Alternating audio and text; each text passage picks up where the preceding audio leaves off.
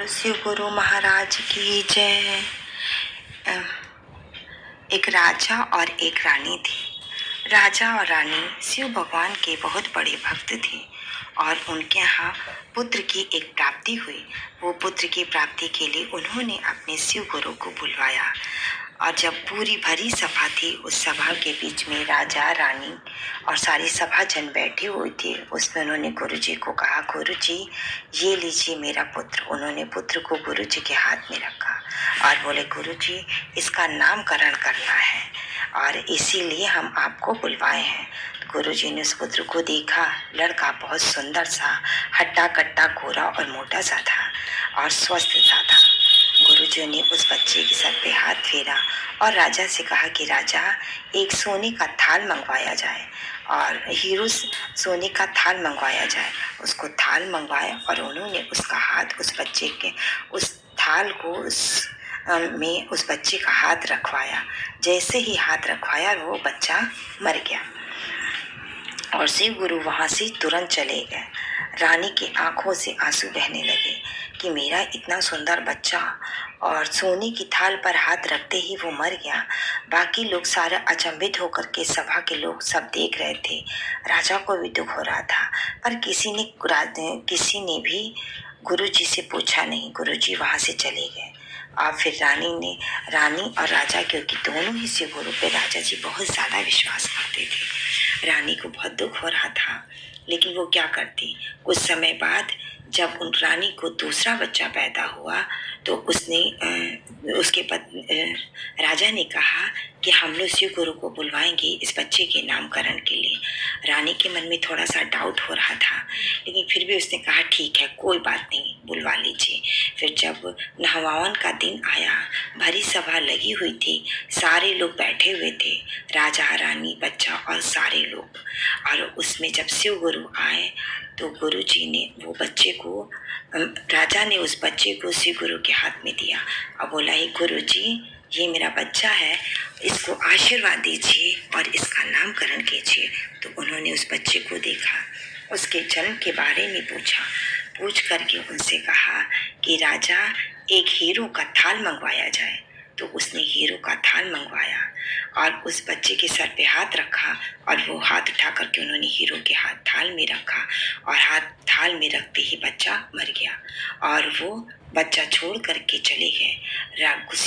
रानी को इस देख करके वो रोने लगी और उसे गुस्सा भी आ रहा था। बाकी सभा जन को भी लग रहा था कि राजा को पूछना चाहिए कि शिव गुरु ऐसा क्यों कर रहे हैं, लेकिन किसी की हिम्मत नहीं हुई ये बात पूछने की और वो सब चुप रहे। और राजा को भी बहुत खल रहा था कि ये क्या हो गया, मेरा इतना सुंदर हट्टा कट्टा बच्चा सोने हीरो की थाल पे हाथ रखते ही वो मर गया। लेकिन राजा को उससे गुरु पे पूरा विश्वास था, इसलिए किसी ने कुछ नहीं कहा।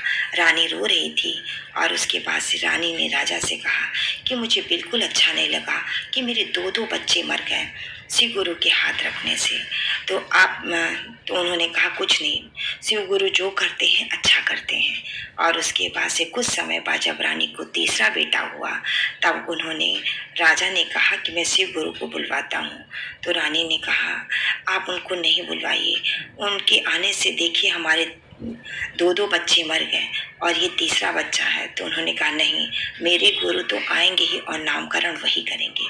फिर सभा मंडली बैठी, सारे लोग बैठे और उसमें गुरुजी आए और गुरुजी ने उस बच्चे को हाथ में लिया, हाथ में लेकर के उसको सर पे हाथ फेरा, उसके बारे में पूछा और उसके बाद उन्होंने कहा कपड़ों की थाल मंगवाई जाए और कपड़ों की थाल मंगवाई गई और उस पे उन्होंने गुरु ने उस बच्चे का हाथ रखा और हाथ रखते ही वो बच्चा मर गया।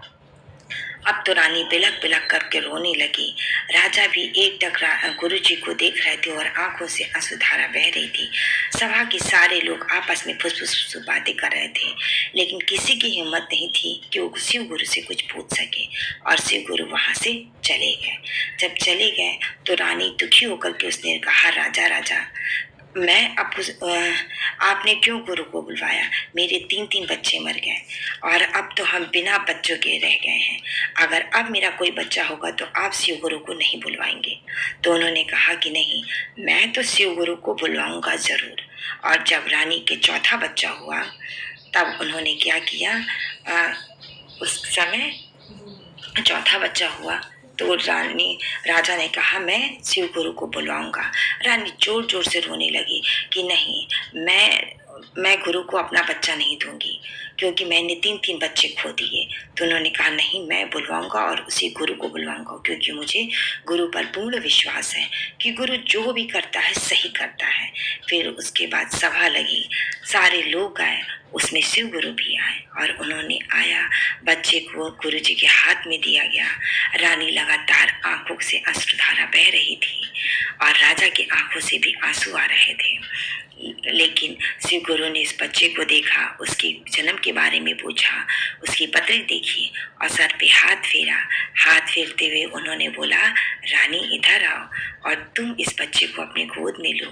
बोले, तुम्हारा बेटा चिरंजीव हो, दीर्घ आयु हो, तुम्हारा खूब पढ़े लिखे तुम लोग का नाम रोशन करे और तुम्हारे राज्य को और आगे बढ़ाए, तुम्हारे राज्य में 4 चांद लगाए। और इतना कह करके उन्होंने उस बच्चे को रानी को दिया और कहा, राजा तुम्हारे मन में तो ये भी होगा ना, तुम अपने और 3 बच्चों से मिलना चाहते हो? राजा ने कहा, तो कहा कि देखो, मैं उन्हें अपनी योग शक्ति से उन बच्चों को बुलवाता हूँ। और उसे उन्होंने बुलवाया तो पहले बच्चे से बोला कि बताओ तुम यहाँ किस लिए आए थे? तो उस बच्चे ने कहा कि मैं पहले जमाने में बहुत बड़ा व्यापारी था और ये मेरे यहाँ बहुत बड़ा व्यापारी था और ये जो राजा हैं ये मेरे यहाँ नौकर, इन्होंने मेरे सोने में बहुत बड़ा घपला किया था और मेरा सोना लेकर के भाग गए थे और जिसकी वजह से मैं इनकी तलाश कर रहा था और इन्हें मार डालना चाहता था और गुस्से में मैं चाहता था कि मैं इन्हें कंगाल कर दूं।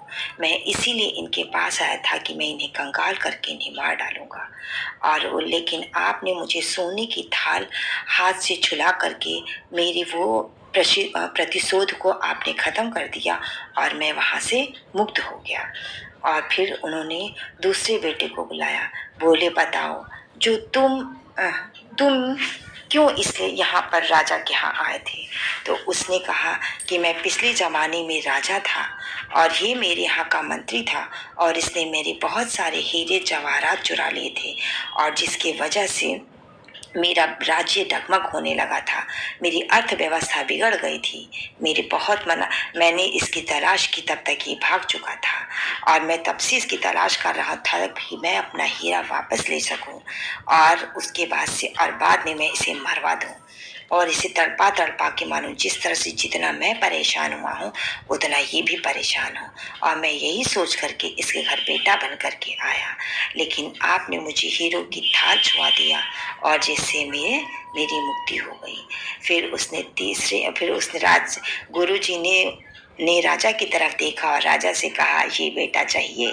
तो उसने गर्दन हिला दिया कि नहीं। फिर उन्होंने तीसरे बेटे को बुलवाया और बोला कि तुम यहाँ किस लिए आए थे?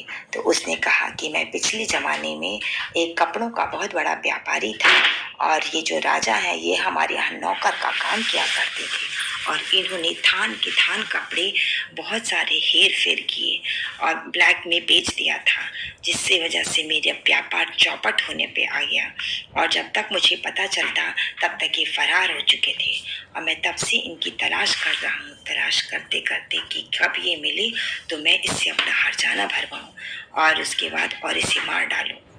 कि मैं कितना परेशान हुआ हूँ, मैं उसे उसी तरह से परेशान देखना चाहता था, इसीलिए मैं इनके यहाँ बेटा बन के आया। तब से गुरु ने कहा, राजा तुमको ये तुम्हारा बेटा चाहिए? तो उसने कहा नहीं, मुझे नहीं चाहिए। तब उसने कहा, उस लड़के को बोला जो राजा का बच्चा था और उन्होंने कहा, बताओ तुम राजा के यहाँ किस लिए आए हो? तो उसने कहा, पिछले जन्म में मैं इसका पिता था और ये मेरा बेटा था, इसने मेरी बेटा बन करके इसने मेरी बहुत सेवा की। तब मैंने भगवान से प्रे किया कि हे भगवान जी, मैं इसका पुत्र बन करके उसके जितने किए हुए एहसान को चुकाना चाहता हूँ और इसके नाम और यश को बढ़ाना चाहता हूँ, इसलिए आप मुझे इसके घर में भेजिए और मैं इनकी सेवा करने के लिए इस घर में आया हूँ। तो उस शिव गुरु महाराज ने कहा कि ये बेटा तुम्हारा चिरंजीव रहेगा। तब उन्होंने कहा कि देखो, गुरु जो कहता है सच कहता है और गुरु की हर बात में भलाई होती है, वो भलाई हमें समझ में नहीं आती है।